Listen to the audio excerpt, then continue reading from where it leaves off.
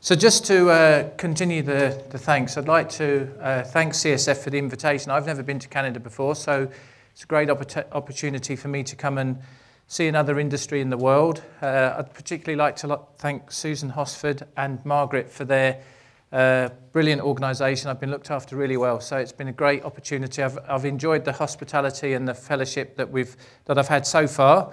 That may not continue after this afternoon, but it's been a great week. So thank you very much. I really appreciate the opportunity to come and speak to you.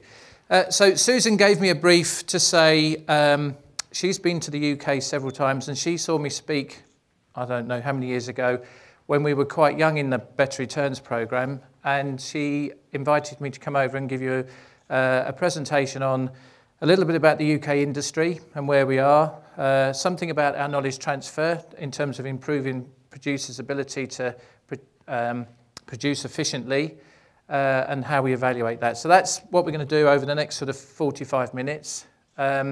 And then I'll open up, hopefully if I can stick to time, we'll have some time for questions, which I hope you have for me. The UK. I'm really sort of going to talk to you mostly about England. In my life at National Sheep Association, that was a UK organisation, like the CSF, but as I'll explain later on, my current role for EBLEX is just England only. So these statistics are for England. So 9 million hectares of farmed land. And incidentally, I looked it up. I think there are 2.5 UKs in Alberta, land area-wise, and it was 38 UKs in Canada. So we're pretty tiny. So you win that one, okay? We're tiny. But 50% of the area of England's covered in grass, mainly permanent pasture. We've got 28,000 holdings with beef. I think you probably win that one, do you? Yeah. And 37 holdings with sheep. We win that one. So here's an idea of the sort of flock numbers and how our flock status sort of adds up. 14 million sheep. We win that one. Currently up after some couple of years of good prices. Numbers have gone up a little bit. Gone up in the UK and Wales. They've gone down in Scotland and Northern Ireland and Ireland itself. Ireland itself, I don't have much to do with, but I think that's mainly down to prices, and to a certain degree in Scotland as well. Why are they going up in these two countries? And going down here, I can only assume that the producers in England and Wales are responding more to the sort of the current lift, the last 2 years lift in prices. It's fair to say that there's also lack of processing capacity in Scotland as well, so that may have a factor. So there's our national flock, around about 14 million. I suppose the point I'm making here, it's a small country, but we have a lot of sheep, not quite as many as New Zealand. So they're quite important to us. Here's a sort of a historic chart of lamb slaughtering. So before foot and mouth, if you'll have heard of that, in 2001, we had 16 million, and it was on its way down at that time, again, due to economics in the industry. That decimated the flock. We came back up to 13 million, and that brought with it lots of challenges because we retained loads of sheep we shouldn't have done to fast-track the restocking program. Peaked around this time, and then the credit crunch in the world hit, but it hit us in the UK in about 2008. And as a result of that, prices sort of started to drop off quite quickly as consumers shifted their buying patterns to other products. So that's the primary reason why these numbers dropped down. And then we had a resurgence in prices around about this time, and numbers have picked up a little bit over the last couple of years to current day. In terms of lamb prices, and so here's one for Tony Tomato up here. We're talking quids now. When I talk pounds, I'm talking quids, which is a slang for a pound. I don't know what your buck, I suppose it's equivalent to a buck. You call your dollar a buck, we call our pound a quid. So our lambing, we would have this, we're Northern Hemisphere like you, so we lamb at roughly about the same time. Most producers lambing around this time. As our lambs come on stream, as the grass grows, the price begins to drop. So that pretty much denotes when the new season lambs start to come onto the market. And then as you get into the later part of the season, the price rises, and you get to this sort of Easter peak, used to be our peak. Although that's sort of leveled off a little bit of late. This is, as you get to the end of the season, the prices are at their highest, and then they come down. So we're currently down here. They've just lifted up a little bit since I did the slide. And we last week were at £1 £1.65.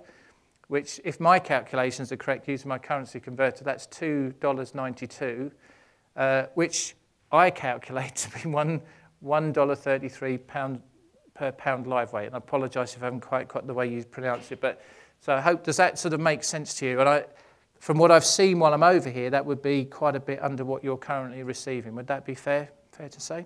So all I can say is keep hold of that, because you're doing well.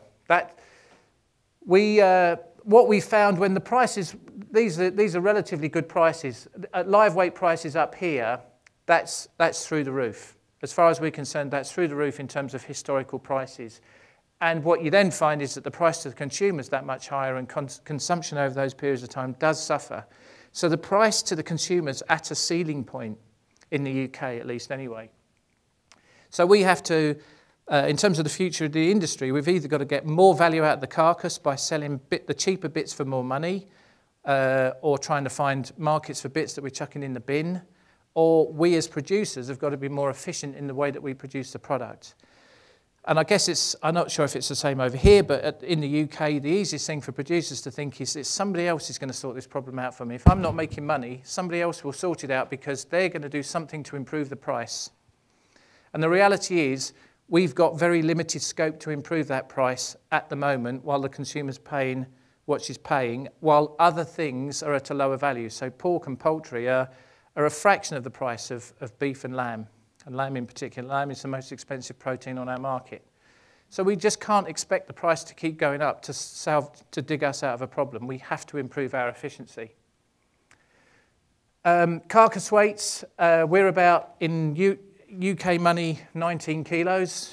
Canadian money, 42 pounds weight. Not quids, 42 pounds. So that's, again, what I've seen so far, that's quite light by your standards as well.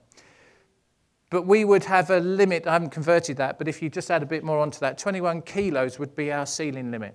And certainly if you sell dead weight, you run the risk of anything over 21 kilos, you won't get paid for it. So in the live market, it's a little bit more of a fluid situation because you've got different buyers and butchers and people want slightly heavier lambs, but not by much. So you can get your full value. But if you sell dead weight and you go over 21 kilos, you will not be paid for that. So why bother doing it? It's a waste of money. And that's primarily driven by the market across Europe. So Northern Europe likes the heavier ones around the sort of 19, 20 kilos. Southern Europe would like the lighter ones around the sort of 12, 14, 16 kilos. Here's our statisticians call this our balance of trade, if you like.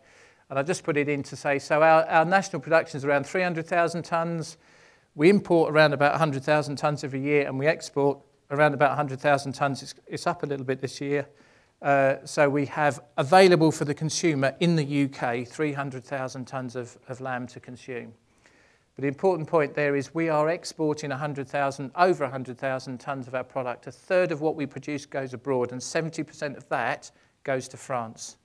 So France is a very important market for us. Coming up on the rails is Hong Kong. So that's now our second most important market. We can get better prices through Hong Kong and into China. And so China's an important market for us. I'll come back to that at the very end of the presentation. So this is retail sales. So this is stuff that goes through our big supermarkets. It's not the food service sector or anything else. This is just, if you were very clever and working out my scales, you'll have worked out that this is a bit odd.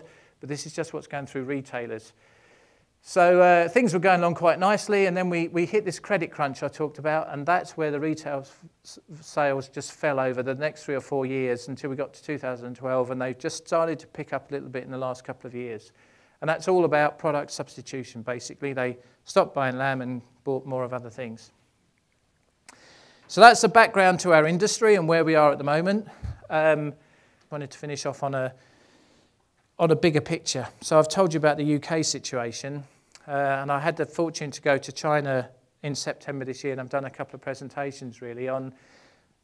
In the UK, we can't look at our UK market in isolation because we've got 100,000 tonnes of product coming in predominantly from New Zealand, and we're trying to sell to somebody else. We're trying to send bits to somewhere else and try and get a good price over there. And it's a world situation. We can't live in isolation in the UK and just think it's just down to us. And in any case, as I said earlier on, the producers can't do much about those big macroeconomics anyway. But it's important that we understand what's going on. So here's 2 slides that are going to summarise the world situation for lamb from me. China is going through a hockey, you'll understand this analogy, it's going through a hockey stick change in terms of consumption. Absolutely formidable in the last 3 or 4 years. The Kiwis are blown away by the speed with which the Chinese market has suddenly turned on for them. And likewise for us. So in 3 years, Hong Kong's become our 2nd biggest export market. Now, whether that will continue or not, it's still early days. It's a relatively naive and fresh market. But all the indications are that it will do. So if you look here, France is pretty static, declining if anything. UK static, United States is static. Everywhere else in the world is static in terms of consumption, except these guys over here, 101.4 billion Chinese people are suddenly thinking, wow, we've got a bit more money in our pocket, life's changing, it's a very complicated picture, and I'd have to do another presentation to explain it to you, but they're turning on to our product. And this is sort of, again, slightly big picture stuff, but this is the number of people in the world who are categorised as in the middle class. And what I mean by that is they're people who will have enough money in their pocket to buy our product. And by 2020, by far the biggest chunk of the richest people, the middle class people in the world are going to be in Asia. And by 2030, even more. So that hockey stick, I think, will just keep going up and up. They're going to consume more and more product. And we've seen it in very many other... in the UK, 3 or 4 years ago, the price of sheep fencing went up because the Chinese bought all the steel. They have a massive impact. Whatever they switch on to, they have a massive impact on the world. So what are the implications of that? Well, for the first time last year, China became the most important market for New Zealand. Previous to that, it was always Europe. So if the Kiwis are sending stuff to China instead of coming to Europe, I'm not naive enough to think that they're not going to send their legs to the UK when they can make more money out of it, but it's going to suck product away from the UK from the UK and Europe that would have come to us. And the Kiwis always say that the British retailers are the hardest people to deal with. They use other words, actually, but not in this company. They're the hardest people to deal with. So if they get an option to deal with somebody else that will provide them a similar price, they will go elsewhere. Despite all the historical links between ourselves and New Zealand and so on, they will find an easier way, if they can, to those sort of hardcore discounters in the UK. And what that means then is that the retailers can't use the Kiwis to offset our price at home, and the whole dynamics of the way that the market works changes. And it may even have ripple effects over here as well. I'm not going to comment on that. So to summarise, we can grow grass. We grow it pretty well. We have quite a lot of rainfall. We have a reasonable temperature, and we're good at growing lamb as well. We're the biggest producers in Europe. We've got a large flock, but we've also got a large number of producers. From a knowledge transfer perspective, that presents us challenges. Improving output costs rather than worrying about the price is the most important thing the farmer should be worrying about, looking at what they can influence and have control over. Knowledge transfer, if any knowledge transfer, has to understand both the audience and its demands and its situation. There are a variety of delivery methods, and we should use as many of them so that we push as many buttons with as many people. Continual evaluation is important to guide direction. So if we make decisions, we want to know whether those decisions were good ones. And producer attention to costs and attention to detail to suit their situation is the most paramount thing. We can talk in general terms, but ultimately it's your system that's important. And for the UK, and in terms of the global market, China holds the key for the future. So I think it's a really exciting time in the next sort of 5 to 10 years to see how all these things are going to play out and what changes it will make in terms of our marketplace.